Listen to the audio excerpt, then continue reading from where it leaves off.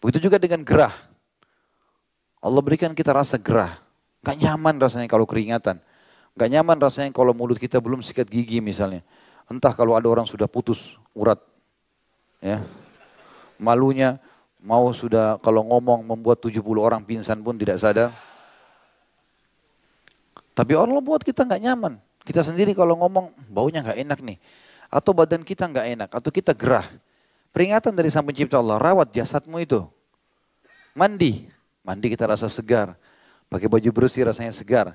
Bahkan Allah membuat semua manusia suka melihat kerapian, suka melihat kebersihan. Kalau kita lihat taman ditata rapi, rumah bersih, baju bersih kan gitu. Kita pun menjaga diri kita, kita merasa nyaman. Jadi teman-teman sekalian, jasad yang Allah pinjamkan ini ada adab padanya. Adabnya adalah merawatnya. Puncaknya kalau orang jadi jenazah kan, kalau mati. Tetap jenazah dimandikan. Kenapa dimandikan? Kenapa enggak dikubur saja?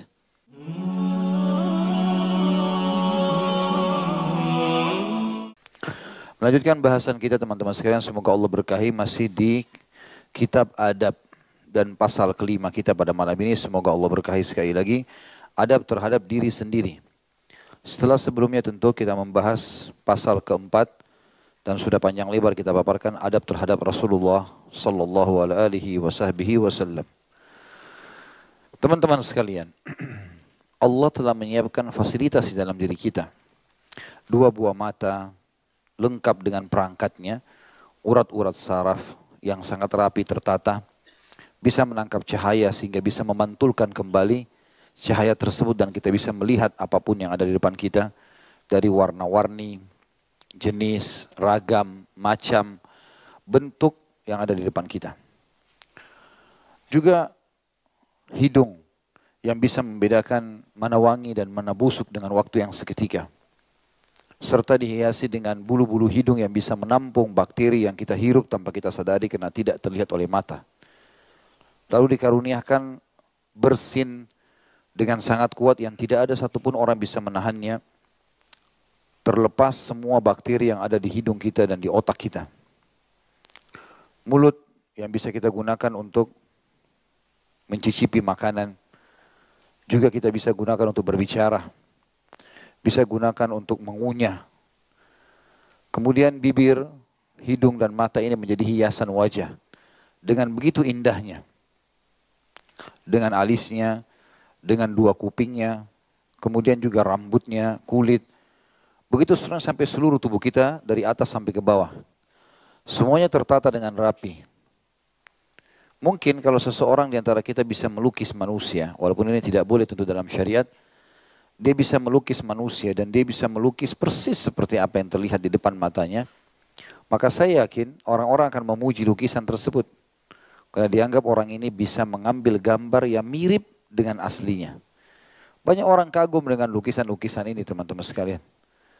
Ternyata dia lupa kalau lukisan itu hanya menciplak ciptaannya Allah. Lukisan manusia hanya bisa dikenang. Oh ini dulu saya pernah dilukis di Solo, di Jogja, di Jakarta, di Surabaya. Tahun sekian. Kemudian dipajang misalnya di rumah. Ini semua tentu tidak boleh dalam syariat. Tapi ini contoh saja. Melukisnya tidak boleh, memajangnya juga lagi ada larangan. Gitu kan. Tapi yang saya ingin titik beratkan contohnya. Bagaimana sebenarnya orang banyak bangga dengan manusia menciplak saja. Padahal dia lupa dirinya sendiri yang telah dilukis oleh pelukis tersebut. Yang merupakan lukisan yang luar biasa. Bisa bergerak, bisa berbicara, bisa melihat, bisa mendengar. Bisa merasakan. Maka bagaimana seorang manusia tidak berpikir tentang masalah itu. Dan Allah mengatakan dalam Al-Quran. Wa fi anfusikum afala tubsirun. Dalam diri kalian itu ada keajaiban penciptaan Allah. Tidakkah kalian melihatnya? Teman-teman sekalian, tubuh yang Allah berikan kepada kita ini dan dikuatkan di dalamnya dengan jiwa atau ruh, ini tidak sia-sia Allah ciptakan. Allah sebutkan dalam Al-Quran, A'udzubillahi minasyaitonirrajim, Am hasibtum annama khalaqnakum abatha wa annakum ilaina la turja'un. Apakah kalian mengira kami membentuk, melukis, memberi warna, memberi fasilitas tubuh kalian dari jasad dan ruh yang begitu sempurna? Kami ciptakan sia-sia dan kalian tidak akan dikembalikan kepada kami. Kata para ulama tafsir, orang-orang yang berakal kalau membaca ini dia harus berpikir dengan akal sehatnya. Kalau Allah tidak siapkan begini saja. Allah ingin dalam surah Az-Zariyat, tujuan penciptaannya, A'udzubillahi minasyaitonirrajim wa ma khalaqtul jinna wal insa illa liya'budun. Ma uridu minhum min rizqin wa ma uridu minhum an yut'imun. Innallahu war-razzaqu dzul quwwatil matin. Aku tidak ciptakan jin dan manusia, membentuk mereka, memberikan warna, memberikan semua fasilitas ini, ya, kecuali untuk menyembah kepadaku, mengikuti peraturan-peraturan Allah, ya, karena kita makhluknya. Dan aku tidak menginginkan balasan dari mereka makanan dan rezeki, karena Allah adalah sebaik-baik tempat pemberi rezeki, dan dia sebaik-baik tempat bersandar.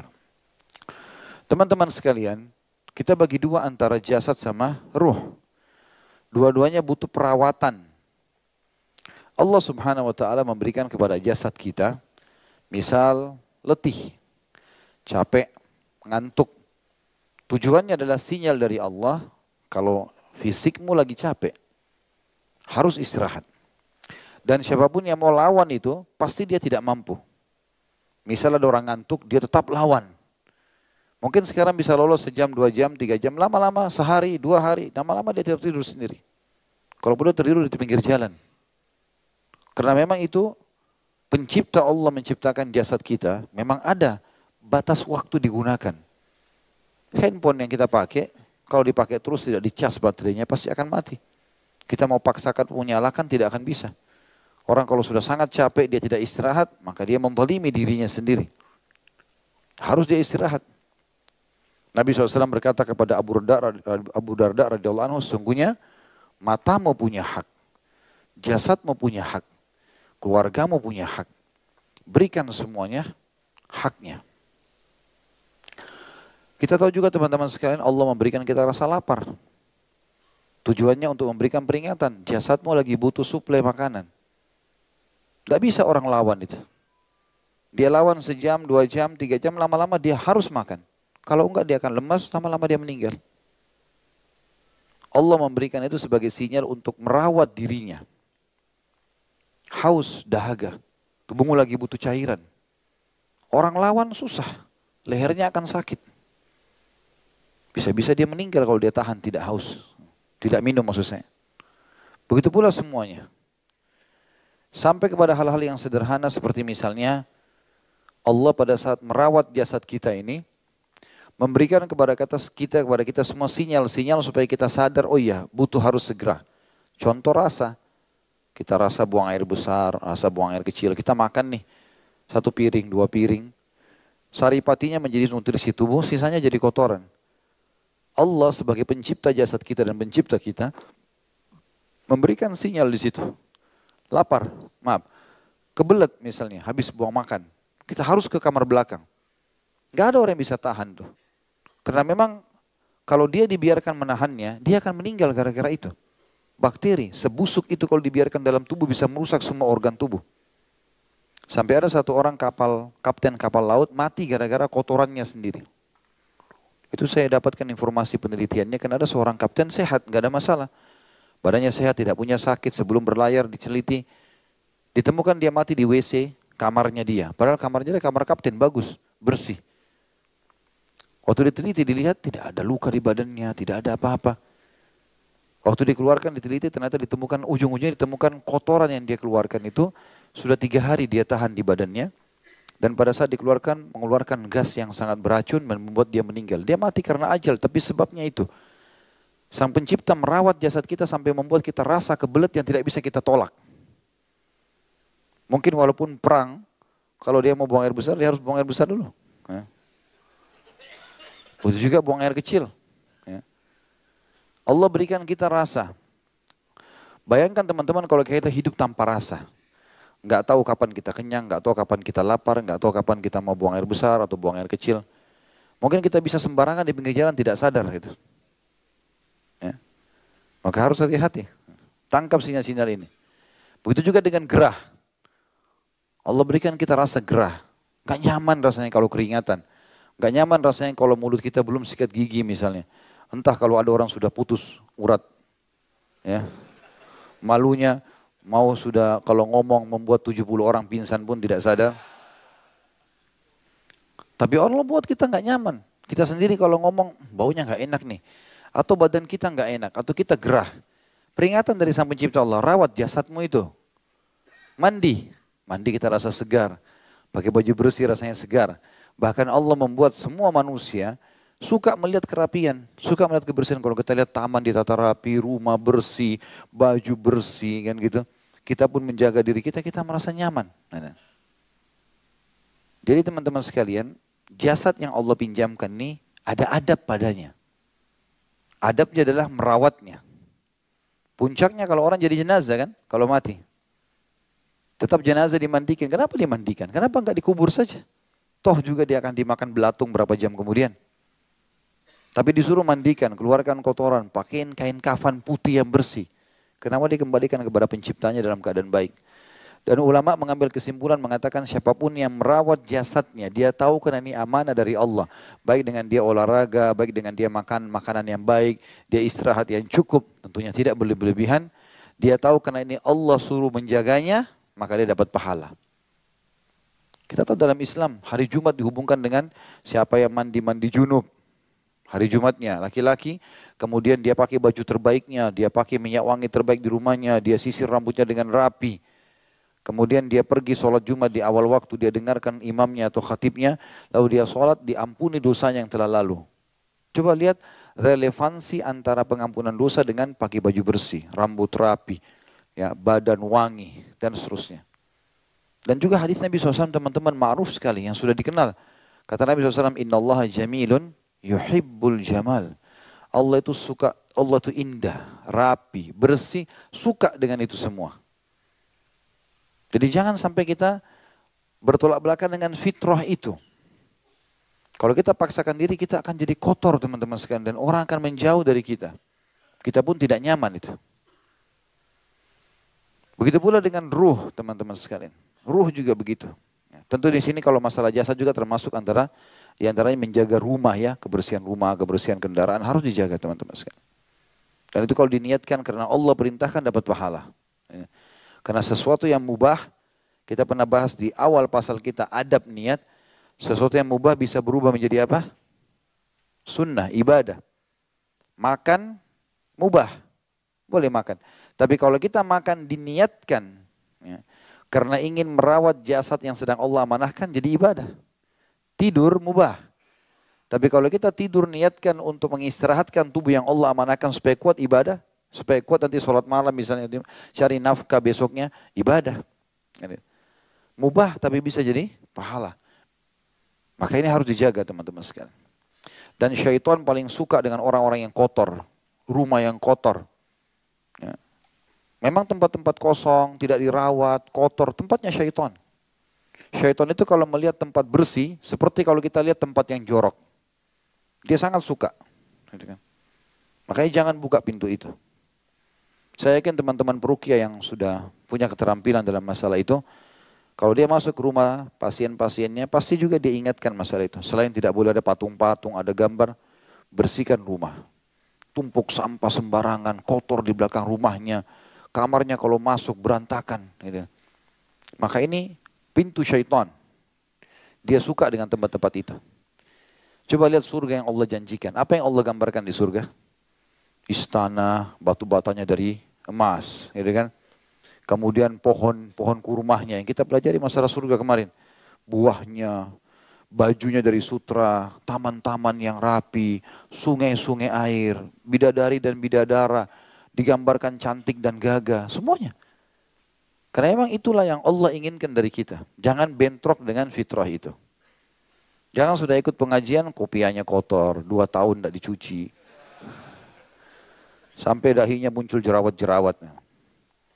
Sejadah juga nggak dicuci. Motornya Masya Allah melekat, kotoran yang luar biasa. Apa susahnya ambil selang siram? Atau bayar. Berapa di pinggir jalan cuci motor tuh? 12.000. Harga gorengan. Mampir sebentar cuci bersihkan enak. Sama juga dengan kendaraan mobil segala macam harusnya dijaga. Ini semua berhubungan dengan jasa. Tentu ini panjang bahasanya tapi saya kasih gambaran umumnya supaya kita paham teman-teman sekalian. Dan jangan salah paham dengan kalimat zuhud. Karena orang banyak faham zuhud itu meninggalkan dunia untuk akhirat. Keliru sekali ini. Meninggalkan dunia untuk akhirat. Bukan. Tapi mendahulukan akhirat dari dunia. Iya. Jadi ada banyak orang begitu. Kalau sudah menuju ke akhirat, mulai ikut taklim, sudah. Makanan saya roti kering. Sendal saya tidak boleh diganti. Mau putus ditambal-tambal. Ya.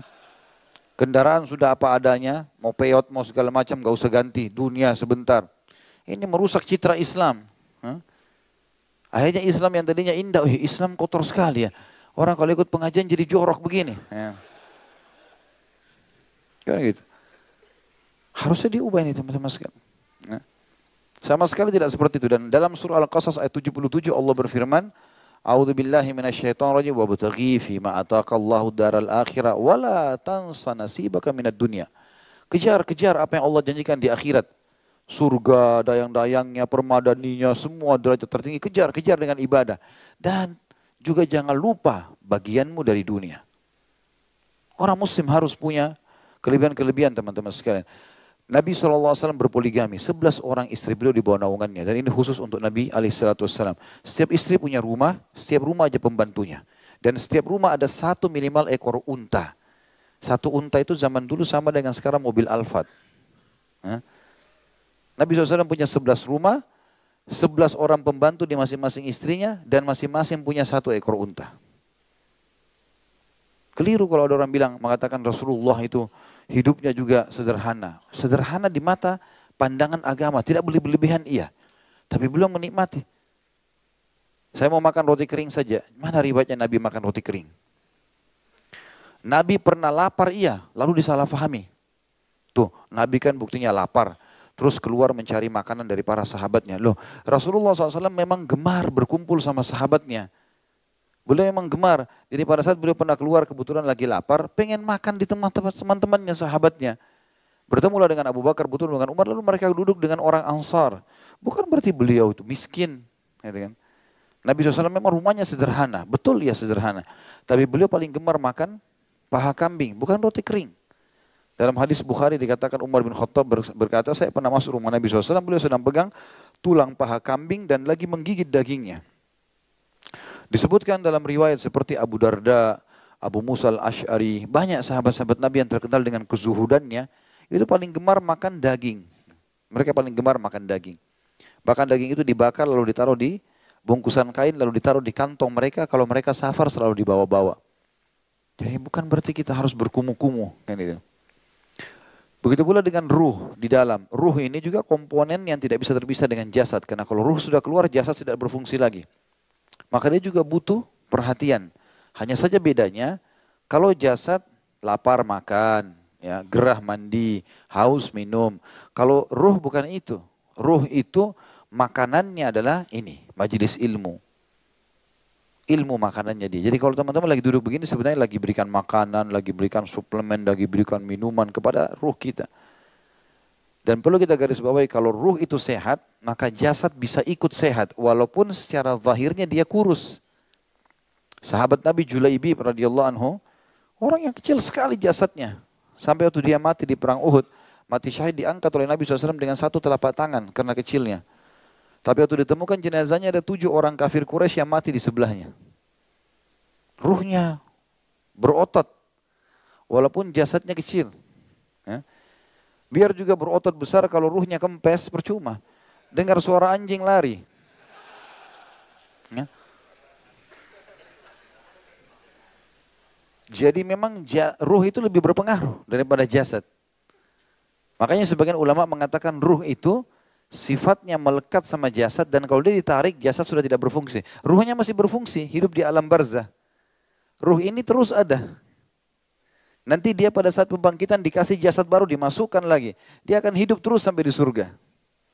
Kalau dia beriman, kalau dia kafir dia masukkan neraka. Jadi intinya memang sebenarnya di ruh itu. Tentu dua-duanya kita diharuskan untuk jaga. Karena tadi saya sudah berikan gambaran.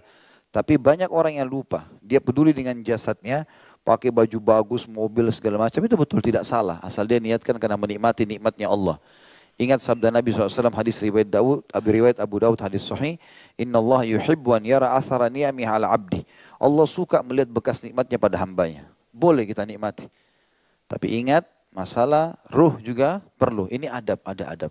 Dan adab saya bilang tadi kemasannya. Ya, kita sudah bahas beberapa waktu lalu. Adab adalah kemasan. Dan untuk diri sendiri itu perlu. Perlu. Pilih yang terbaik buat diri kita selama halal nikmati. Dan perlu saya titip pesankan satu hal, teman-teman. Tanda kutip di sini. Ada rezeki yang sudah standar Allah kasih. Ada rezeki datang sesuai dengan orderan. Ya. Antum minta nggak sama Allah? Kalau yang standar Allah kasih oksigen, bisa lihat matanya, fungsi anggota tubuh Allah kasih semua.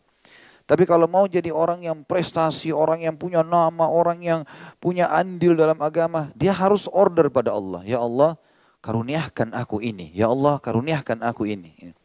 Memohon, para sahabat memohon ya, untuk memilih menjadi menguasai wilayah muslimin. Ya, untuk menguasai panglima, menjadi panglima perang. Untuk menguasai ibadah. Abdullah bin Umar itu kalau lihat ada orang lebih alim, dicari tahu sama dia, kenapa orang ini lebih alim, apa ibadahnya. Lalu dia anggap itu saingan positifnya, tanda kutip. Saya harus buat seperti dia. Tapi tanpa mengharap orang itu celaka. Gitu kan? Namanya gibto dalam agama, boleh. Maka kita bersaing positif dalam hal-hal yang baik, ini tidak ada masalah. Kita terdorong, termotivasi karena teman-teman kita prestasi, kita juga mau seperti itu. Mestinya. Dan sudah ingat, atau saya ingatkan kembali hadis Nabi SAW, manusia 4 golongan. Yang pertama adalah yang Allah karuniahi ilmu dan harta. Nah, ini puncaknya. Minta sama Allah teman-teman, ya Allah karuniakan aku ilmu dan harta. Tamak dengan rahmat Allah, nggak ada masalah. Minta harta yang banyak, minta ilmu yang luas. Kata Nabi SAW, ini orang paling baik yang dia habiskan keduanya di jalan Allah. Ilmunya dia ajarkan, hartanya dia infakkan.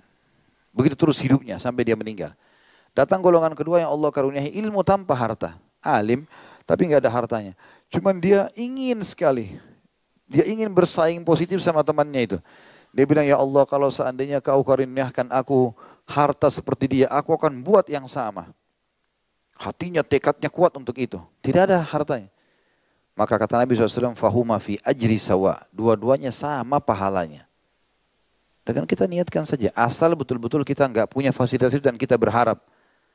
Jangan orang berinfak 1 juta, ada uangnya 1 juta. Ya Allah, niat saja. Kalau saya dapat punya uang, saya juga buat seperti itu. Tapi dia nggak mau berinfak. Itu bukan itu yang dimaksud. Tapi dia memang harus betul tidak ada dan dia berharap. Golongan ketiga orang yang Allah kasih harta tapi tidak ada ilmu. Kaya, kejar dunia, tapi nggak tahu halal haram. Semua jalan ditempuh sama dia. Maka ini orang buruk. Dan dia habiskan di jalan kemaksiatan. Dan golongan keempat yang lebih bobrok, tidak ada ilmu, tidak ada harta. Sudah miskin, bodoh lagi. Yang uniknya, dia bilang, ya Allah, kalau engkau karuniakan aku seperti orang ketiga ini, kaya raya, bangun diskotik, bangun hotel, macam-macam, aku buat seperti dia. Kata Nabi, fahuma fi wazri sawa. Dalam dosa dua-duanya sama. Nah, sudah miskin, ya. Kemudian juga tidak punya ilmu, gitu kan? Tumpuk lagi dosanya orang yang orang lakukan untuk dia. Ya harusnya kita pahami ini teman-teman sekalian. Baik, saya akan bacakan adab terhadap diri sendiri ini ditulis oleh Syekh Abu Bakar rahimahullah. Di pasal ke-5 beliau berkata, seorang muslim meyakini bahwa kebahagiaannya di dalam dua kehidupannya, yaitu kehidupan dunia dan kehidupan akhirat, tergantung pada bagaimana ia mendidik dirinya, membaguskannya. Perhatikan Syekh Abu Bakar di sini menekankan kehidupan dunia dan kehidupan akhirat. Dua-duanya harus dikejar, ya. Namun akhirat dinomor satukan. Jadi kalau lagi berbisnis pun berdagang, azan tutup tokonya. Langsung kita mengejarkan akhirat. Mensucikan dan membersihkannya sebagaimana kesengsaraannya tergantung pada kerusakan, kekeruhan dan kebusukannya. Demikianlah berdasarkan dalil-dalil sebagai berikut ini. Yang pertama surah Asy-Syams ayat 9 sampai ayat 10. A'udzu billahi minasyaitonir rajim. Qad aflaha man zakkaha wa qad khaba man dassaha. Sungguh beruntunglah orang-orang yang mensucikan jiwa itu. Mensucikan artinya jasadnya dia bersihkan. Tadi sudah kita kasih contoh-contoh, mandi, rapi, pakai minyak wangi, sisir rambut, segala macam. Nikmati semua itu. Dan juga jiwanya. Berikan ilmu. Berikan iman padanya. Suplai ya, makanan-makanan kebutuhannya. Dan sungguh rugilah orang-orang yang mengotorinya. Baik dia kotori jasadnya, bajunya kotor, topinya kotor, mukenanya kotor, jilbabnya kotor, segala macam, semuanya kotor. Plus lagi jiwanya juga kotor, busuk, suka caci maki orang, gibah, fitnah. Rugilah orang-orang yang seperti itu. Selanjutnya firman Allah dalam surah Al-A'raf ayat 40 sampai 42 yang bunyinya a'udzubillahi minasyaitonirrajim. Innal ladzina kadzdzabu biayatina wastakbaru anha la tufattahu lahum abwabus samai wa la yadkhulunal jannata hatta yalijal jamalu fi sammil khiyat wa kadzalika najzil mujrimin lahum min jahannama mihadun wa min fawqihim gawash wa kadzalika najzil zalimin والذين آمنوا وعملوا الصالحات لا نكلف نفسا إلا وسعها أولئك أصحاب الجنة هم فيها خالدون. Sesungguhnya orang-orang yang mendustakan ayat-ayat kami dan menyombongkan diri terhadapnya sekali-kali tidak dibukakan bagi mereka pintu-pintu langit dan tidak pula mereka masuk surga. Artinya amalnya mereka tidak akan dilaporkan ke langit dan mereka tidak akan masuk surga. Orang-orang yang tidak mau ikuti perintah Allah, larangannya, tidak mau halal, nikmati hal, tidak mau meninggalkan yang haram, maka mereka tidak akan dibuka pintu langit. Semua kebaikan mereka, amalnya tidak akan diterima dan juga di akhirat tidak masuk surga. Hingga unta bisa masuk ke lubang jarum. Ini maknanya mustahil. Unta nggak mungkin masuk di lubang jarum. Seperti itulah mustahilnya mereka masuk ke surga. Demikianlah kami memberi pembalasan kepada orang-orang yang berbuat kejahatan. Mereka mempunyai tikar tidur dari api neraka dan di atas mereka ada selimut api neraka pula. Demikianlah kami memberi balasan kepada orang-orang yang zalim dan orang-orang yang beriman dan mengerjakan amal-amal saleh. Kami tidak memikulkan kewajiban kepada mereka kami tidak memikulkan kewajiban kepada diri seseorang melainkan sekedar kesanggupannya. Mereka itulah penghuni-penghuni surga, mereka kekal di dalamnya. Artinya yang Allah bebankan kepada kita teman-teman, kita mampu lalui. Seperti sholat 5 waktu. Anggap satu sholat 10 menit kita sholat. Duhur, asar, maghrib, isya. Kalau kita hitung 10 menit berarti cuma 50 menit. Allah kasih kita 24 jam sehari semalam.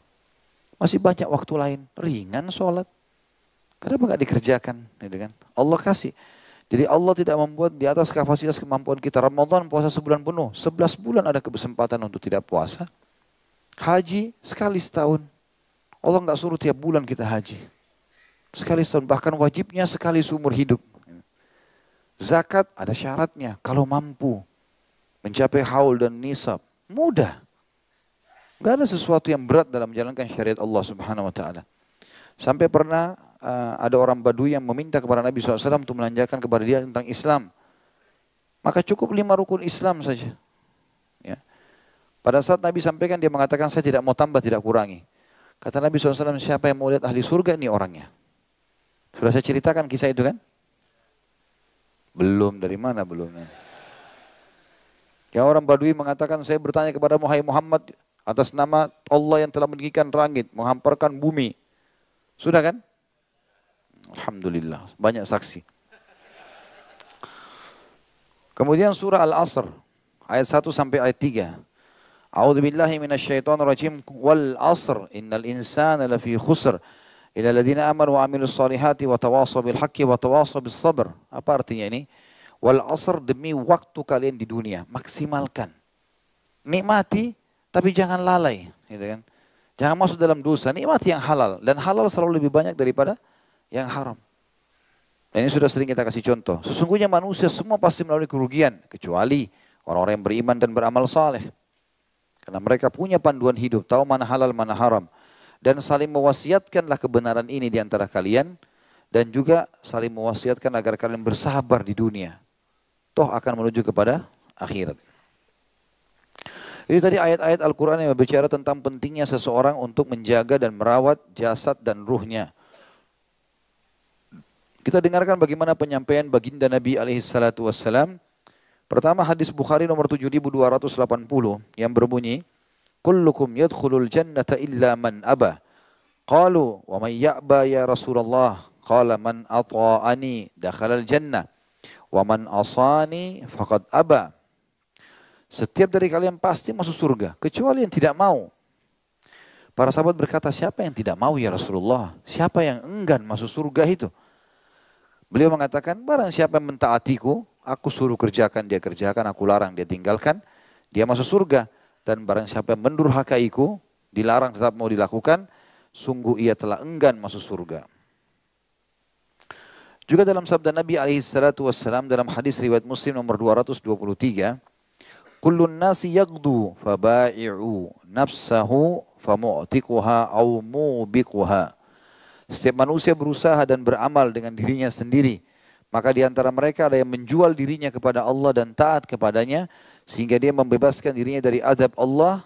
Atau di antara mereka ada yang menjual dirinya kepada syaitan, sehingga dia menghancurkan dirinya. Orang yang patuh, saleh dan salehah, halal nikmati, perintah kerjakan, larang dijauhi, dia telah menjual dirinya pada Allah. Dan beruntunglah dia. Atau dia ikuti syaitan, syaitan bisiki. Semua yang bertolak belakang dengan hukum Allah. Nikah, dia suruh zina. Solat, dia larang solat. Ya. Orang suruh amanah, dia suruh bohong. Ya, tinggal pilih. Dia mengikuti syaitan, maka dia menghancurkan dirinya sendiri. Sebagaimana seorang muslim meyakini bahwa sesuatu yang dapat membersihkan dan mensucikan jiwa adalah kebaikan iman dan amal saleh. Dan sesuatu yang dapat menodai, mengotori dan merusak adalah keburukan dan kekufuran juga kemaksiatan. Hati-hati teman, kita kalau masuk ke dalam satu pintu kemaksiatan, kita seperti masuk ke lumpur kotor. Ya. Mendekat saja sudah bau sebenarnya. Begitu kita injakan kakinya, terceluk kaki kita, nggak nyaman di sendal. Pernah ya sendalnya kemasukan becek, pernah rasa? Gak nyaman kan? Padahal becek itu sedikit tanah basah. Kenapa kita gak nyaman teman-teman sekalian? Begitu dosa itu. Sebenarnya kita gak nyaman. Kita kalau buat dosa, kita kayak ketakutan, kayak dihantui rasa gak nyaman. Sebenarnya dosa begitu. Sayangnya ada orang sengaja jebur, mau tambah kotor. Dan makin dia jebur, makin susah dia bersihin badannya. Dosa begitu. Kita kalau sekali buat dosa, untuk kembali pun itu masih butuh pendongkrakan jiwa yang luar biasa. Gimana kalau dia terjerumus terus gitu? Gak apa-apalah nanti, gak apa-apalah nanti. Tambah banyak kotoran, tambah susah dia bersihin dirinya. Tapi kalau dia biasakan dirinya bersih, misal dia sudah mandi bersih. Keringat sedikit, dia langsung mandi lagi. Sedikit dia gak rasa nyaman, dia ganti bajunya. Nyaman terus kan dia. Nah begitu orang perumpamaan orang yang beriman dengan orang yang berbuat maksiat. Kotor tuh teman-teman sekalian. Dan syaitan, seperti orang yang sedang mendorong kita ke becek itu. Dia tidak mau kita keluar. Supaya kita tidak keluar, dia bisikin. Gak apa-apa. Baru kotor sedikit, gini, begitu. Supaya kita enggak ini. Bahkan kadang-kadang yang sering digoda orang-orang beriman, kata para ulama adalah syaitan mengatakan, sudah terlanjur kau kotor. Percuma. Tidak bisa kamu bersih lagi. Begitu orang biasa buat maksiat ya. Udah terlanjur lah, kamu sudah kotor, gak apa-apa. Ulangi lagi dan seterusnya. Padahal sebenarnya saya sudah bilang dosa itu kalau kita sudah depan becek tadi atau depan jurang supaya tidak jatuh bagaimana caranya? Mana ahli joglo? Supaya tidak jatuh di jurang buat apa? Kalau kita sudah jalan, pas mobil kita di pinggir jurang, apa yang kita harus lakukan supaya kita tidak jatuh? Mundur. Jangan coba-coba kaki, jatuh enggak ya? Jatuhlah. Mundur. Kalau sudah mau jatuh jangan, berhenti. Sudah digoda sama perempuan atau sama laki-laki lawan jenis, tak berhenti. Tidak, ini haram, nggak boleh dalam Islam. Nabi Yusuf kan begitu. Sudah digoda di dalam kamar, sudah diajak segala macam. Tidak, berusaha. Karena Allah bilang apa? Walaqad hamma bihi wa hamma biha. Dia sudah, perempuan coba menggodanya, Yusuf pun hampir tergoda dengan itu, alaihissalam. Laula arra'a burhana rabbi. Kalau bukan karena dia lihat petunjuk dari Tuhannya. Dia berusaha tidak, saya nggak mau tergoda, dia harus tinggalkan. Tinggalkan teman-teman sekalian, jangan malah tinggal di situ. Lagi telepon tutup. Berhenti sekalian, jangan. Karena kalau kita coba akhirnya terjerumus. Kita manusia. 1 jam pertama kita kebal, 1 jam kedua, jam ketiga. Mulai kirim foto, mulai ini, mulai itu, mulai lama-lama janjian mengatasnamakan ta'aruf Islami. Dusta besar. Sekarang yang penting supaya ada Islamnya, Islami. Ini Islami, itu Islami. Syariat. Apalah namanya. Padahal di dalamnya prakteknya aneh-aneh juga. Jangan nodai. Perhatikan kalimatnya Syekh Abu Bakar rahimahullah. Sebagaimana seorang muslim meyakini bahwa sesuatu yang dapat membersihkan dan mensucikan jiwa adalah kebaikan iman dan amal soleh. Terus saja begini teman-teman, hadir majelis ilmu, azan ke masjid, ini komitmen saja begitu. Ya. Dalam surah Maryam Allah bilang apa? Rabbus samawati wal ardi wa ma bainahuma fa'budhu wastabir li ibadati. Hal ta'lamu lahu samia? Allah itu pencipta langit dan bumi, penguasanya. Dan apapun ada di antara keduanya, sembahlah dia. Sembah itu tunduk, patuh, cinta, takut. Dan ya, sembahlah dia dan bersabar dalam itu. Ada kesempatan dosa pun sabar, kontrol diri. Apakah kalian tahu ada pencipta selain dia? Kata Allah. Dalam ayat lain, wa'bud rabbaka hatta ya'tiyakal yakin. Sembah Tuhanmu, kalau kita sudah istiqomah jalan Allah, sudah tahu halal haram istiqomah. Majelis ilmu terus, ibadah terus, komitmen jalan sampai datang kematian. Kata Allah SWT. Sudah itu. Sabar aja sedikit teman-teman, mati masuk surga. Udah. Untuk apa? Dosa bukan untuk dicoba. Untuk dijauhi, dikenal dan dijauhi. Bukan dicoba-coba, nggak usah coba-coba. Terutama teman-teman yang punya anak-anak ya, dan juga ikhwah mungkin yang hadir siapa tahu ada yang masih remaja. Umur-umur efektif dalam pembentukan karakter itu SMP sama SMA. Itu umur efektif. Sayangnya perusakan moral umat Islam termasuk di Indonesia di umur ini. Selalu digambarkan kalau SMP, SMA saatnya ugal-ugalan. Saatnya coba dosa. Gitu kan. Pukul temannya lah, tawuran lah. Ya, coba-coba narkotika, coba-coba selingkuh, berzina, coba hamil di luar nikah. Bukan untuk dicoba ini. Racun terus, coba deh, mematikan nggak ya? Percuma. Balap motor sekarang tahu kalau balap motor bisa jatuh nanti kalau orangnya ugal-ugalan ya. Cuma mau pamer-pamer sama orang. Udah tahu kalau jatuh luka bisa patah, tulangnya bisa bocor kepala, masih mau coba.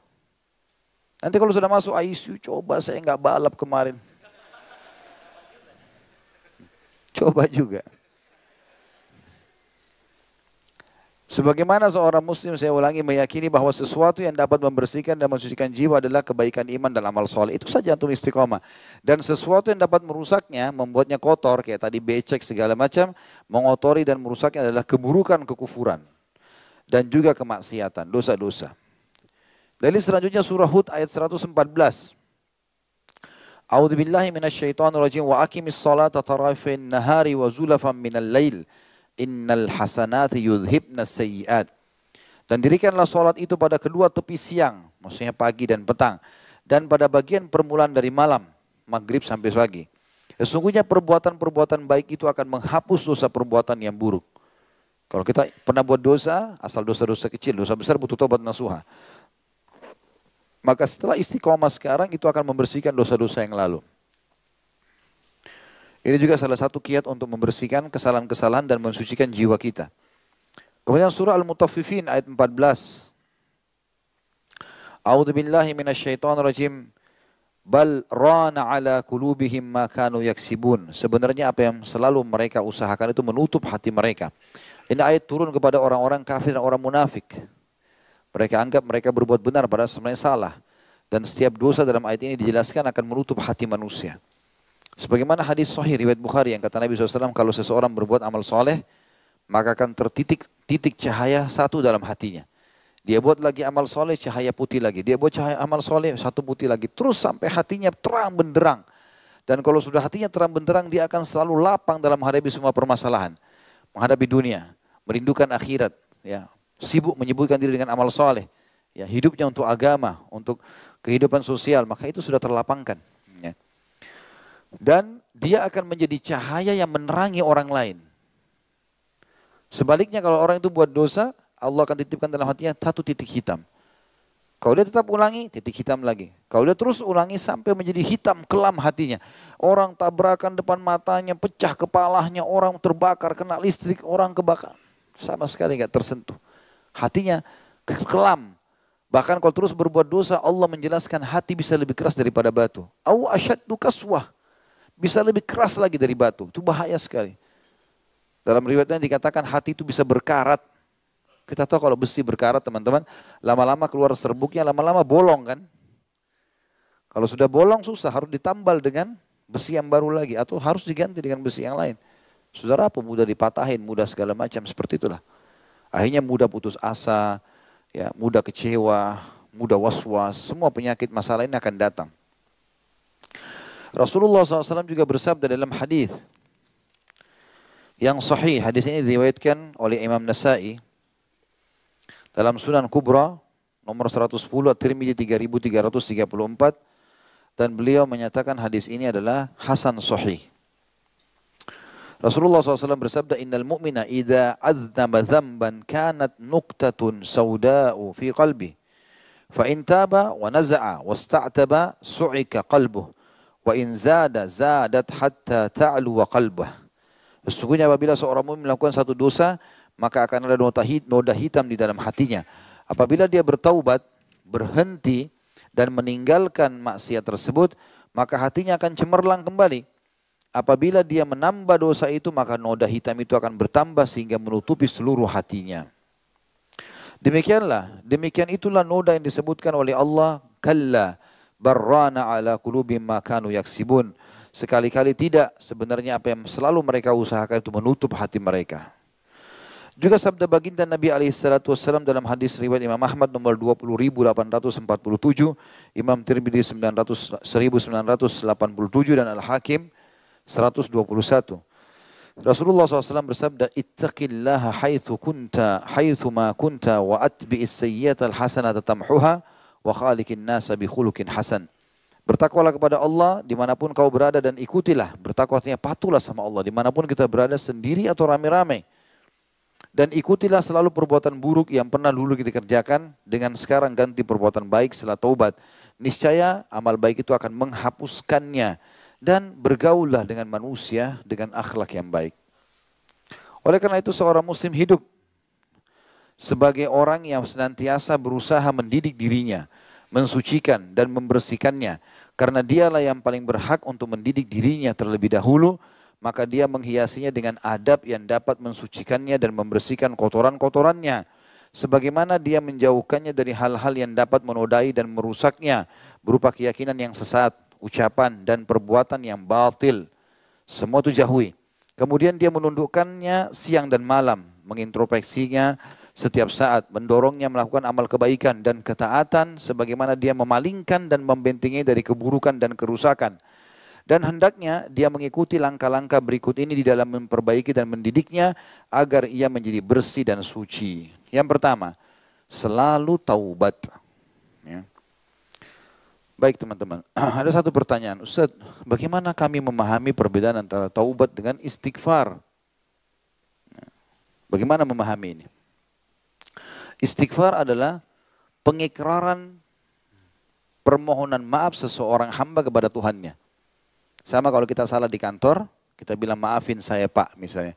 Atau tertulis, secara tertulis kita mengatakan saya telah melakukan kesalahan, saya mohon maaf gitu. Itu namanya istighfar kalau bahasa agama kita, hubungan dengan Allah.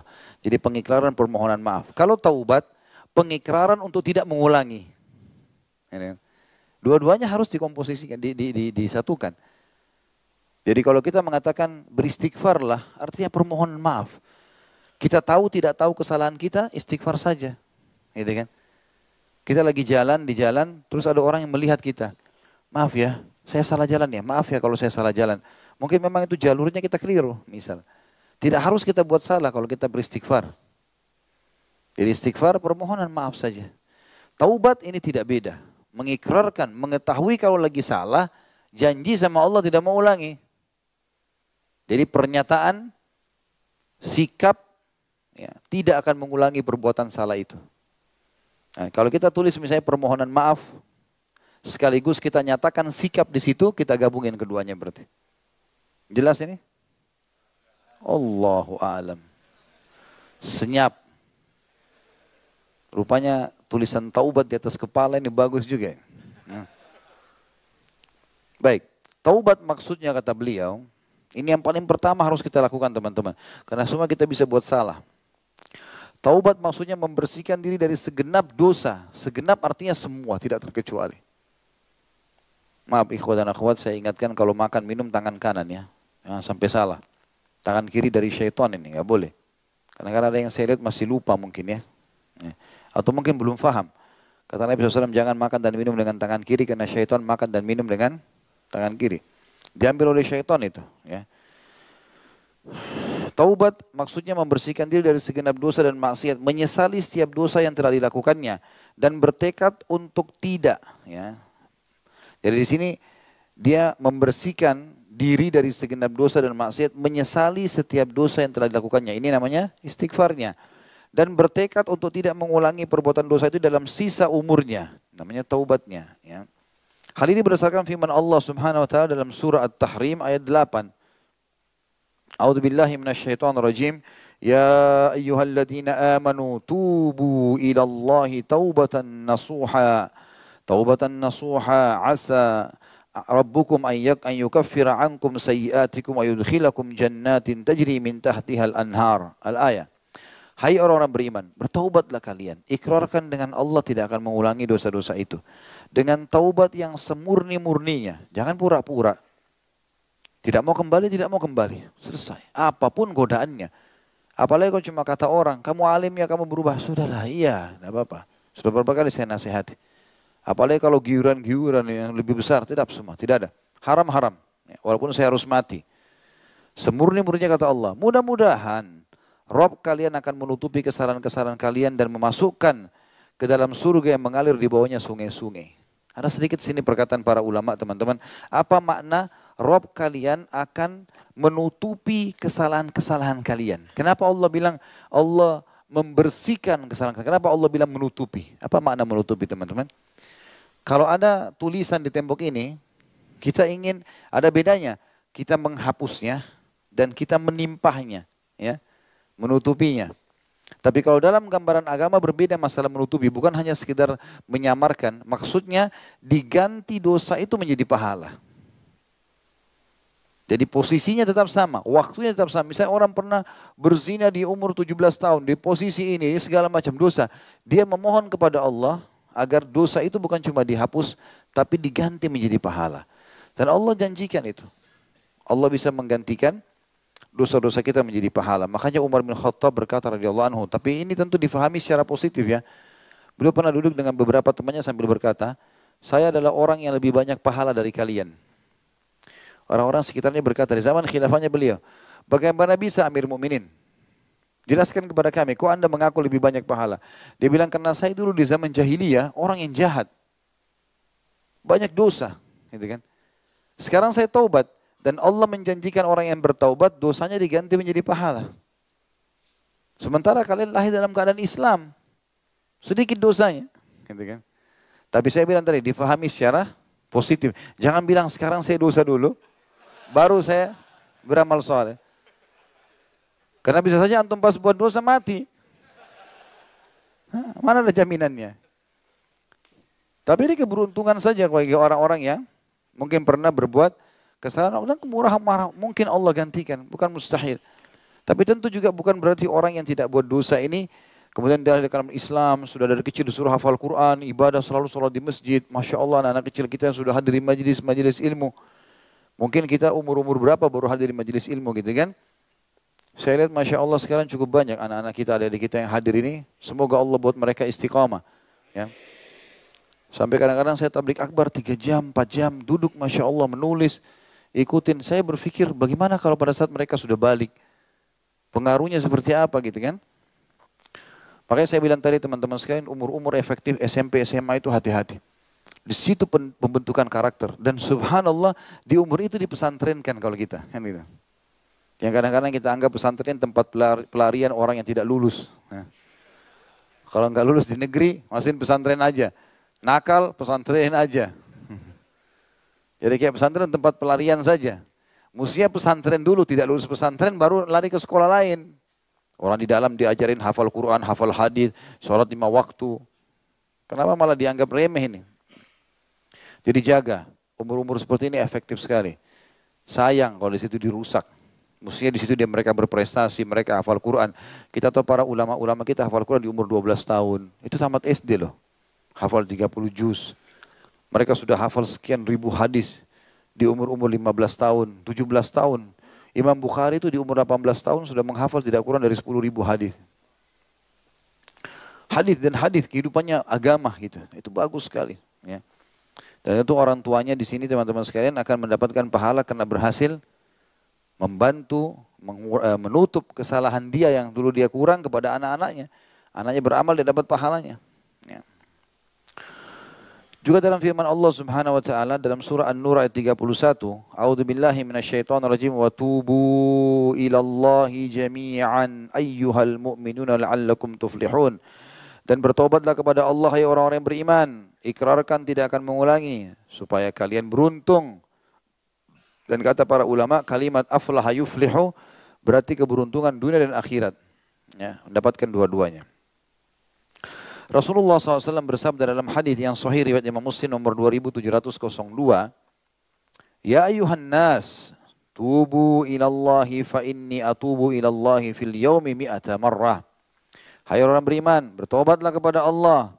Sesungguhnya aku bertaubat 100 kali dalam sehari. Ya. Ini tentu perintah Nabi SAW bukan cuma sekedar istighfar, taubatnya. Ya. Jadi kita mengikrarkan sekalian tidak akan mengulangi kesalahan tersebut. Nabi SAW saja setiap hari 100 kali. Dan ini saya bilang teman-teman sekalian, selalu saya ingatkan. Jangan diam mulutnya. Lagi di motor, lagi di mobil. Zikrullah. Astagfirullah wa atubu ilaih. Kerasin. Kita dengar sendiri. Coba praktikin teman-teman yang pakai motor.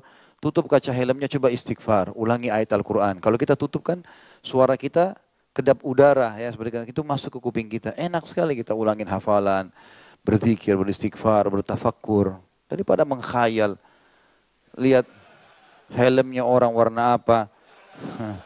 Itu mobil mereknya apa. Kenapa macet, ribut. Nggak usah ribut. Astagfirullah. Toh kita juga ribut macet tetap kan. Coba isi dengan istighfar kepada Allah. Doa ini manfaat besar. Gitu kan. Banyak manfaat. Kata Nabi SAW, saya mengucapkan 1 kali subhanallah, alhamdulillah, wa la ilaha illallah, wallahu akbar, lebih saya cintai daripada terbitnya matahari. Itu terbit matahari, bagaimana kehidupan di dunia teman-teman? Terang, cerah, semua makhluk beraktivitas, hewan, tumbuh-tumbuhan, manusia, jin gitu kan. Itu 1 kali lebih baik daripada dunia, lebih baik daripada terbitnya matahari. Subhanallah wa bihamdi, subhanallahil azim, kalimat ringan di lidah. Ucapkan, berat di timbangan hari kiamat, dicintai oleh Allah. Sederhana, subhanarabbil azim, subhanallah wa bihamdi, subhanallahil azim. La haula wa la quwata illa billah, harta karunnya surga. Makna lainnya apa?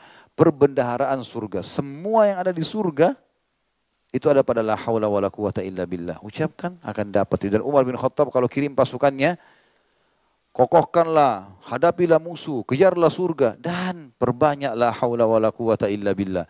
Kata ulama, kata kunci menahan pasukan Umar justru kena la haula wa la quwata illa billah. Pasrah sama Allah, tidak ada daya dan kekuatan kecuali milik Allah. Dalam hadis yang lain, tadi itu hadis riwayat Muslim 2702, sekarang hadis riwayat Muslim juga sama, setelahnya hadis 2703, Rasulullah SAW bersabda, "Man taba qabla an tatlu'a asy-syamsu min maghribiha, taballahu alaihi." Barang siapa yang bertobat sebelum matahari terbit dari barat, niscaya Allah akan menerima taubatnya. Artinya sangat terbuka pintunya. Bertobat kapan saja. Ya, sebelum terbit matahari dari timur, tanda-tanda hari kiamat ya. Sekarang matahari terbit, ya. Jadi berlawan arah lah nantinya. Matahari terbit dari timur nanti akan berubah menjadi dari barat. Dan ini banyak bahasan para ulama teman-teman, dan ini tanda-tanda hari kiamat. Mudah-mudahan kita masih jauh dari itu. Kemudian selanjutnya hadis riwayat Muslim nomor 2759. Rasulullah SAW bersabda, Inna Allah yabsutu yadahu bil-layli liyatuba musi'un nahar, wa yabsutu yadahu bin-nahari liyatuba musi'ul lail, hatta tatlu asy-syamsu min maghribiha. Sesungguhnya Allah membentangkan tangannya pada malam hari untuk menerima taubat orang yang berbuat kesalahan pada siang hari, dan membentangkan tangannya pada siang hari untuk menerima taubat orang yang berbuat kesalahan pada malam hari. Demikian hingga matahari terbit dari barat. Dan hadis ini memaknakan juga yang memberikan pelajaran adanya sifat, menetapkan sifat tangannya Allah yang maha mulia dan sempurna, gitu kan? Kita sudah pelajari dalam bab asma wa sifat. Ini kita imani apa adanya tanpa harus menginterpretasikan, ya, mentakwilkan maknanya, menyamakan dengan makhluk dan menolaknya, ya. Kemudian juga di sini Allah SWT dengan kemahamurahannya membuka kesempatan untuk taubat. Siang hari, sepanjang hari bisa bertaubat, sepanjang malam bisa bertaubat. Jangan ditunda. Hadis selanjutnya adalah hadis Nabi alaihi salatu wassalam dalam hadis yang diriwayatkan oleh Imam Bukhari nomor 6308 dan Imam Muslim 2744. Di mana Nabi alaihi salatu wassalam bersabda, Lillahi asyaddu farahan bi taubati abdihil mu'mini min rajulin fi ardi dawiyatin mahlakatin ma'ahu rahilatuhu 'alaiha ta'amuhu wa syarabuhu. Fanama fastayqadha wa qad dhahabat fatalabaha hatta adrakahu al-'atash. Thumma qala arji'u ila makani alladhi kuntu fihi fa'anamu hatta amut. فوضع رأسه على ساعده ليموت فاستيقظ وعنده راحلته وعليها زاده وطعامه وشرابه فالله أشد فرحا بتوبة العبد المؤمن من هذا براحلته وزاده. Allah lebih gembira dengan taubat seorang hamba yang beriman daripada gembiranya seorang laki-laki yang berada di padang pasir tak bertuan dan membinasakan, di mana ia bersama tunggangannya yang di punggungnya terdapat seluruh makanan dan minumannya. Lalu dia tertidur, lalu bangun ternyata tunggangannya telah pergi. Lalu dia mencarinya ke sana sini sehingga dia merasa sangat kehausan. Kemudian dia berkata dalam dirinya, aku akan kembali ke tempatku semula yang tadi aku tidur, lalu aku tidur saja, mudah-mudahan aku sampai mati. Maka dia meletakkan kepalanya di atas lengannya agar dia bisa mati. Tetapi kemudian dia bangun dan ternyata tunggangannya itu sudah ada di depannya yang di atasnya terdapat seluruh bekalnya, makanan dan minumannya. Maka Allah lebih gembira dengan taubatnya seorang hambanya yang beriman daripada orang tersebut yang telah menemukan kembali tunggangannya beserta bekalnya. Siapa teman-teman yang lebih mulia daripada Sang Pencipta Allah nih? Kita kalau punya pegawai, punya teman, berbuat kesalahan fatal, mencuri, memukul, apalah, menggibah, memfitnah. Saya yakin kita sudah sakit hati, mungkin sekali dua kali mencuri kita akan pecat, gitu kan? Allah, dan kalau dia datang minta maaf, maafin saya mungkin, tapi kita tidak akan terima lagi. Umumnya manusia. Allah tidak, teman-teman. Kita sudah buat salah, bukan cuma satu dua kali mencuri. 70 tahun berzina, mencuri, membunuh. Datang sama Allah, Allah malah gembira. Ya. Allah gembira dengan taubat hambanya. Ini sebuah berita yang luar biasa buat kita semua, agar kita kembali dari dosa-dosa kita yang pernah kita lakukan. Kata beliau juga telah diriwayatkan bahwa para malaikat mengucapkan selamat kepada Adam karena taubatnya ketika Allah menerima taubatnya. Dan dari hadis yang pertama itu riwayat Bukhari nomor 6308 dan Imam Muslim 2744. Ya, sementara ini riwayat dinukil dari kitab Al-Ihya sebenarnya oleh beliau. Tapi jelas ini statement ya yang disampaikan bahwasanya para malaikat mengucapkan selamat. Tanpa riwayat ini pun sebenarnya sudah jelas riwayat-riwayat yang sebenarnya ayat Al-Quran yang menjelaskan kepada kita. Allahu a'lam. Ini yang pertama untuk memperbaiki diri. Tentu di sini teman-teman ada 4 hal ya. Ada muraqabah, ada muhasabah, dan banyak contoh-contohnya. Dan nanti ada mujahadah. Ya. Ada 4 poin. Ini tidak bisa kita selesaikan satu kali pertemuan. Kita akan selesaikan, coba ya. Satu bab ini, satu judul ini taubat, dan insya Allah waktu saya masih ada sampai jam 9. Kalau ada teman-teman yang mau bertanya silahkan berhubungan dengan tema masalah taubat ini. Tadi memang saya sempat sampaikan ke Akh Marwan tidak ada pertanyaan, tapi saya tadinya target jam 9 saya harus tutup tentu pengajian karena masih ada acara dan pertemuan dengan seseorang yang sudah saya janji. Tapi insya Allah 15 menit kita masih bisa pakai sekarang. Dan sebentar teman-teman tolong kalau saya sudah selesai tema, saya pamit lebih cepat keluar. Mohon dikasih jalan supaya tidak luput janji yang sudah saya sebutkan kepada teman saya itu. Ini semua pertanyaan. Taubat, taubat. Taubat saja. Nanya ini, nanya itu. Bagaimana jika seorang yang sudah merubah bentuk fisik dan mentato diri lalu bertaubat? Apakah orang tersebut tetap ikhtiar merubah bentuk fisik kembali seperti semula dan menghapus tatonya, Ustaz? Mohon doanya Ustaz, semoga yang bujang dan para akhwat yang belum menikah segera dipertemukan dengan jodohnya. Baiklah. Tanya jodoh dengan tanya tato berbeda ini. Tentu saja merusak fisik teman-teman dosa ya. Nggak boleh kita rusak. Makanya dari awal tadi kita mengatakan ini termasuk adab terhadap jasad sendiri. Ini sangat baik sebenarnya ya.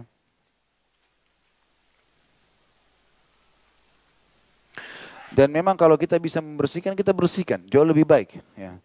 Tapi kalau kita tidak mampu, ya sudah. Saya kalau tidak salah, berapa waktu lalu sempat mendapatkan di grup para ustadz-ustadz ada program menghapus tato gratis ya. Ya. Coba mungkin akhi yang bertanya ini, tanya teman-teman yang tahu. Mungkin bisa dihubungkan dengan itu. Ya, bisa dia hapus, sangat baik kalau dia bisa hapus ya. Karena emang simbol itu sama sekali tidak ada hubungannya dengan keperkasaan, tapi umumnya dengan ugal-ugalan, gitu kan. Sombong-sombongan, gitu kan. Sama orang bertato, pakai anting-anting, tidak ada hubungannya sama keperkasaan ini.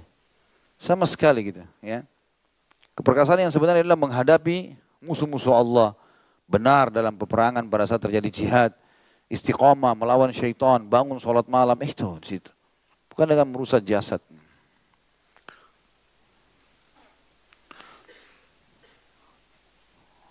Mengambil air wudhu, ini sudah disorotir belum ya? Hah? Yang kemarin mana? Hari ini nggak ada berarti? Oh. Kenapa dikasih saya yang kemarin? Saya sudah merasa lepas diri kemarin, sudah enak. Baik, pasal sebelumnya berarti mengambil air wudhu bekas Nabi SAW bukankah bersifat gulu, berlebihan? Karena bila dibilang sebagai pengkultusan Nabi Muhammad SAW, bukankah Nabi Muhammad SAW juga manusia biasa? Sama kisahnya dengan pernyataan bahwa Nabi SAW bercahaya seperti lampu merupakan suatu gulu. Akhi, kontrol lisan. Jangan sampai katakan apa yang terjadi pada Nabi kita katakan gulu. Ini antum seperti sedang memprotes Rasulullah SAW ini. Hah? Benar nggak? Karena kan yang sedang kita soroti perbuatan Nabi. Redam diri. Jangan, hati-hati ini. Ya. Kalau kita memprotes perbuatan guru kita saja di sekolah mungkin sudah dianggap melanggar adab ya. Rasulullah SAW teman-teman tidak melakukan satu hal atau mengizinkan sesuatu kecuali dengan izin Tuhannya. Itu termasuk khususiatin Nabi SAW. Itu memang untuk Nabi boleh. Untuk kita tidak boleh. Ya. Dalam menjelaskan Syama'il Muhammadiyah, ya, keutamaan Nabi SAW, ada hal-hal yang tidak bisa kita jangkau manusia seperti kita. Seperti beliau berpoligami lebih dari 4 orang. Ya. Seperti beliau juga bisa melihat sahabatnya lagi sholat, jadi imam dia bisa tahu sahabatnya di belakang mana yang khusyuk, mana yang enggak. Kelebihan Nabi SAW. Kata Nabi SAW, luruskan saf kalian, rapatkan. Karena saya bisa melihat kalian dari belakang saya. Kuasa Nabi SAW, kuasa Allah SWT berikan kepada beliau. Gitu kan? Pada saat beliau lagi tidur di rumahnya Ummu Hani, keringatan diambil keringatnya. Ditaruh ditampung di wadah gitu. Nabi SAW terbangun. Lalu mengatakan, apa yang kau kerjakan? Ya Rasulullah, saya ambil keringat Anda, saya jadikan minyak wangi untuk anak-anak saya. Kata Nabi SAW, asabti, kau telah benar. Untuk Nabi sendiri. Dan tidak ada gulu di sini. Tidak masuk dalam bab gulu, karena beliau membolehkannya. Gulu itu kalau tidak boleh, ya, melampaui batas. Seperti misalnya, perbuatan Mu'adz bin Jabal pada saat datang dari Yaman. Begitu datang langsung sujud di bawah kaki Nabi. Baru tiba turun dari unta, lihat Rasulullah SAW kejar, sujud di kakinya. Hai Mu'adz, berdiri, apa yang kau kerjakan? Ya Rasulullah, sambil sujud tetap bicara. Ya Rasulullah, di Yaman, di tempat saya berdakwah, kalau orang-orang mentuakan, menghormati seseorang, dia sujud di kakinya. Anda orang yang paling pantas saya sujudi. Ini namanya gulu di sini. Kata Nabi SAW, tidak hai Mu'adz. Kalau boleh sujud selain Allah, saya suruh wanita sujud untuk suaminya. Jadi Nabi SAW mengimbangi mana boleh, mana enggak boleh, gitu kan? Dan hati-hati teman-teman, jangan masuk ke zona itu. Memprotes perbuatan Nabi, hati-hati. Bertanya boleh, tapi di sini kesannya kayak, kenapa itu? Itu bukan kayak itu gulu, bukan, karena kan perbuatan Nabi ini ya. Hati-hati. Rasulullah SAW jauh lebih mulia dari diri kita sendiri pun, gitu kan? Jauh, dan beliau kerjakan tidak pernah sama sekali. Beliau orang yang paling tawadu. Nabi SAW itu orang yang paling merendah, paling nggak mau dipuji-puji. Sampai beliau bilang, jangan kalian puji-puji saya melampaui batas sebagaimana Nasrani memuji Isa putra Maryam. Ya. Saya adalah hamba Allah dan Rasulnya, ucapkan hamba Allah dan Rasulnya, itu hukum. Kita harus ucapkan, jangan bilang Rasulullah anak Tuhan misalnya gitu kan. Tidak boleh seperti orang Nasrani, karena begitu awalnya. Nabi Isa dipuja-puja melampaui batas, akhirnya sampai mereka katakan anak Tuhan. Akhirnya sampai mengatakan Tuhan.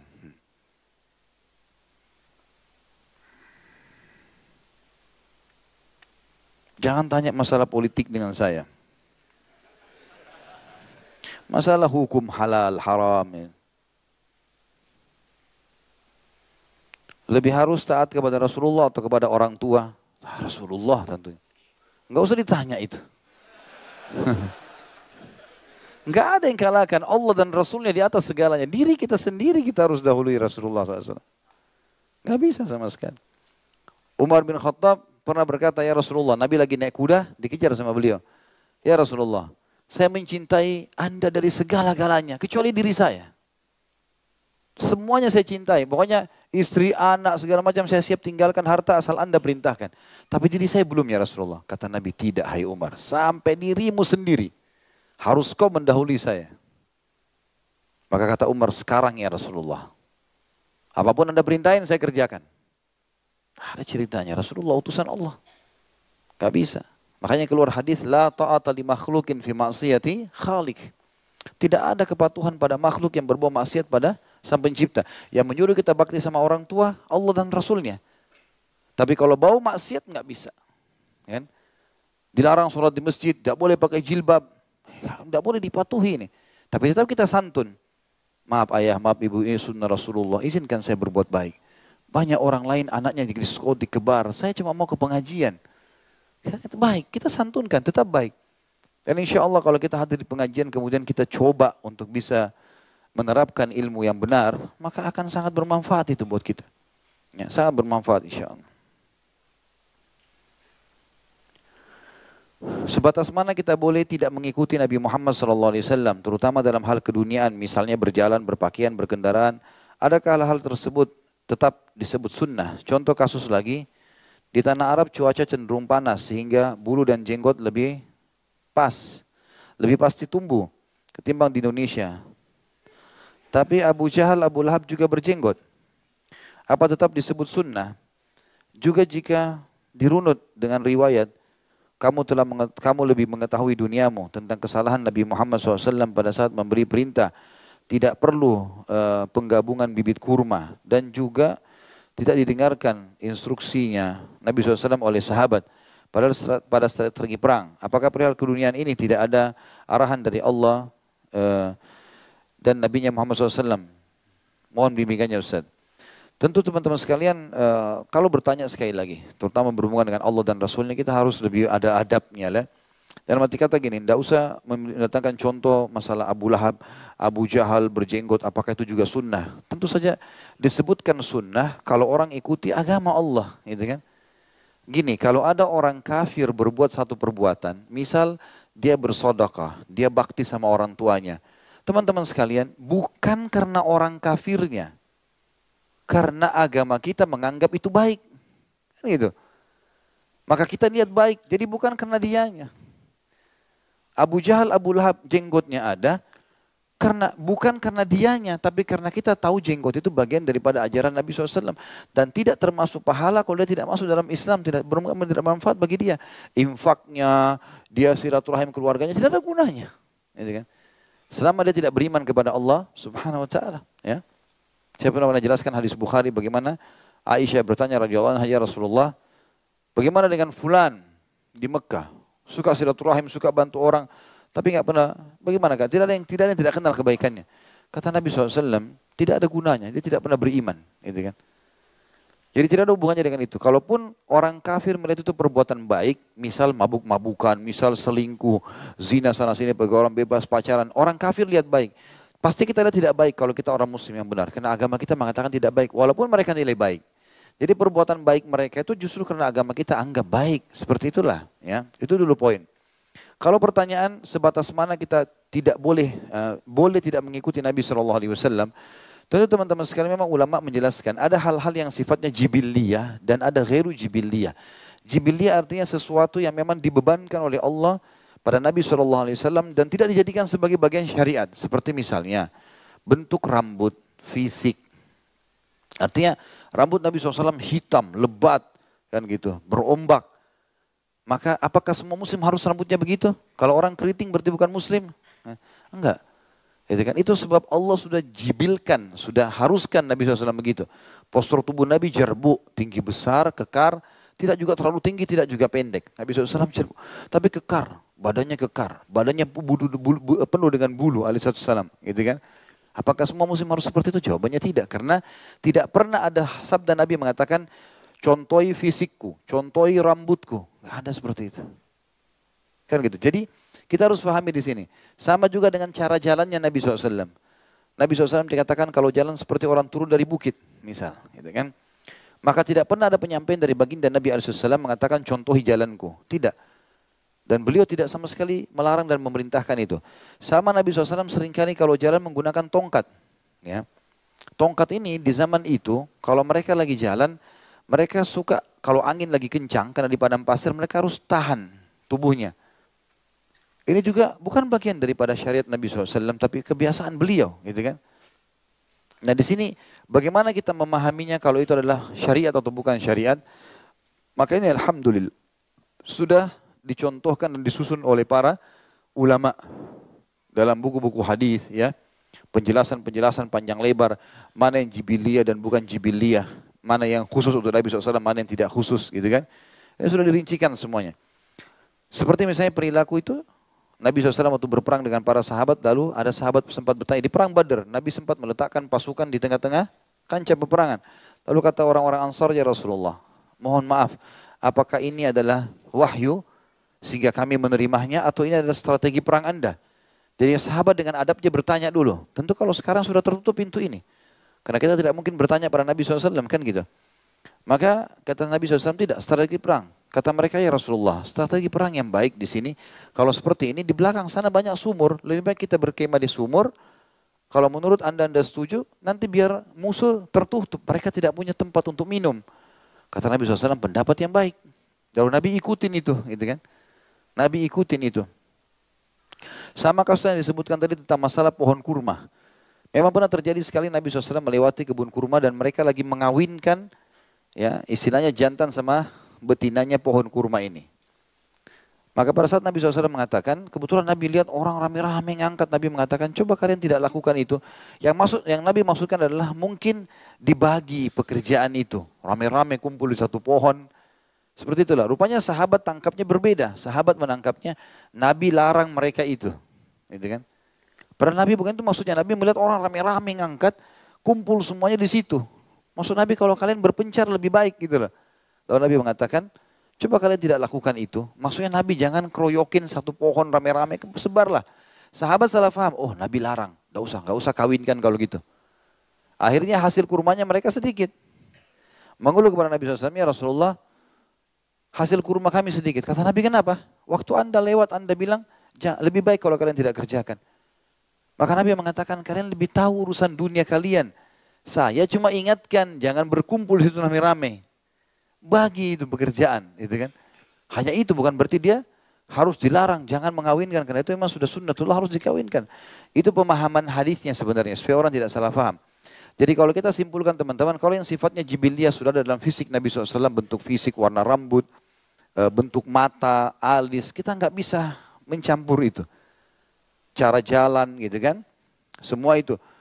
Lahirnya dari suku itu, kita nggak mungkin semuanya lahir dari satu suku. Ini namanya jibiliyah, nggak bisa kita masuk di zona itu. Tapi kalau sesuatu yang beliau instruksikan, beliau suruh contohi dari perbuatan, dari perkataan, beliau ikutkan dengan janji. Kalau perbuatan baik, ancaman. Kalau perbuatan buruk, ini bagian dari syariat, gitu kan. Dan ada juga bagian khususia namanya, khas untuk Nabi. Seperti beliau menikah lebih dari 4 orang wanita, gitu kan. Kemudian beliau berpuasa wisol namanya. Wisol itu berpuasa bersambung. Hari ini puasa sampai azan maghrib, kan gitu. Beliau lanjut besok baru buka puasa. Kadang-kadang 3 hari baru buka puasa. Pernah Abdullah bin Umar mau contohin tuh. Kata Nabi SAW, jangan hai Ibnu Umar. Jangan. Kalau kau betul mau lakukan puasa maksimal, puasalah sehari, buka puasa sehari. Karena itu khusus untuk Nabi SAW. Begitu pula dengan mujizat-mujizat yang ada. Gitu kan. Tanda kenabian di pundak Nabi SAW, kemudian beliau bisa menyembuhkan penyakit, beliau bisa meludahi sesuatu sehingga sembuh, ya, luka-luka para sahabat, sumur yang pernah diludahi kemudian banyak airnya, ya. Itu semua khusus untuk Nabi SAW, tidak terjadi pada kita. Gitu kan. Terbukti dari mana dalilnya itu khusus untuk Nabi, para sahabat tidak ada yang mengerjakan kepada teman-temannya. Gak pernah ada sahabat datang ke Abu Bakar, ya Abu Bakar sini ludahmu kasih ke kami, ya. Gak ada. Tapi Nabi SAW pribadi kalau beliau lagi wudhu, beliau buang air kumurnya, sahabat berebut. Dan beliau tidak larang itu. Gitu kan. Tapi sahabat tidak ada yang kerjakan kepada sahabat yang lain. Berarti ini memang khususiyatun Nabi SAW.